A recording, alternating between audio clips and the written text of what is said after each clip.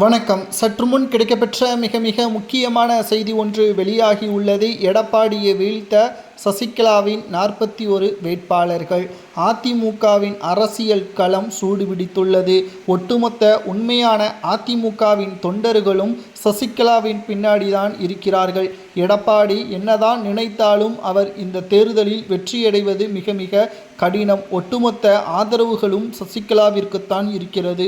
ஒரு பக்கம் அதிமுகவின் மூத்த நிர்வாகியாக இருந்த ஓபிஎஸ், வைத்திலிங்கம், மனோஜ் பாண்டியன், செங்கோட்டையன் போன்றவர்கள் திமுகவிலும் விஜய் அவர்களது கட்சியிலும் இணைந்து விட்டார்கள். ஆனால் அதிமுகவிற்காக உண்மையான உழைத்தவர்கள் தற்பொழுது சசிகலாவின் பக்கம்தான் சென்றுள்ளனர். மாஜி அமைச்சர்கள், எம்எல்ஏக்களை வைத்து எடப்பாடியால் இந்த தேர்தலில் வெற்றியடைய முடியாது. ஒவ்வொரு பூத் கமிட்டிகளில் இருக்கக்கூடிய ஒட்டுமொத்த நிர்வாகிகளும் தொண்டர்களும் சசிகலாவிற்கு பின்னால் தான் வேலை செய்கிறார்கள். அதிமுகவின் நிர்வாகிகள் அனைவரும் ஓபிஎஸ்ஸிற்கு ஆதரவுகளை கொடுத்தது போல தற்பொழுது சசிகலாவிற்கு ஆதரவுகளை கொடுத்து வருகிறார்கள். நிச்சயம் இந்த தேர்தலில் எடப்பாடி பழனிசாமியை வீழ்த்த சசிகலாவின் 41 வேட்பாளர்களே முக்கிய காரணமாக அமைவது உறுதிதான். 41 வேட்பாளர்கள் என்பது குறைவாகத்தான் இருக்கலாம்.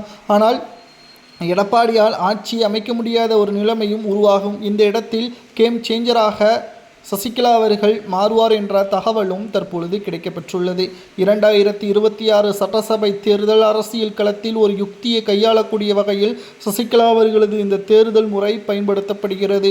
நிச்சயம் இதுவரை சசிகலா அவர்கள் மௌனம் காத்து வந்த நிலையில் சசிகலாவிற்கு அரசியல் தெரியவில்லை, ஒதுங்கிவிட்டார் என்று 4 ஆண்டுகளாக பேசி வந்த நிலவர்கள் தற்பொழுது சசிகலா அவர்களது 41 வேட்பாளர்களால் ஒட்டுமொத்த அரசியல் களமும் தலைகீழாக மாறிவிட்டது. எடப்பாடி பழனிசாமி அவர்கள் நினைத்தது இந்த தேர்தலில் நடைபெறாது. மக்களின் ஆதரவு சசிகலாவிற்கு மட்டும்தான் இருக்கிறது. உழைப்பவர்கள், அதிமுகவின் உண்மையாக உழைப்பவர்கள் தற்பொழுது சசிகலாவின் பின்னால் இருப்பதால் நிச்சயம் அனைத்திந்திய அண்ணா திராவிட முன்னேற்றக் கழகம் இந்த தேர்தலில் தோல்வியடைவது உறுதிதான்.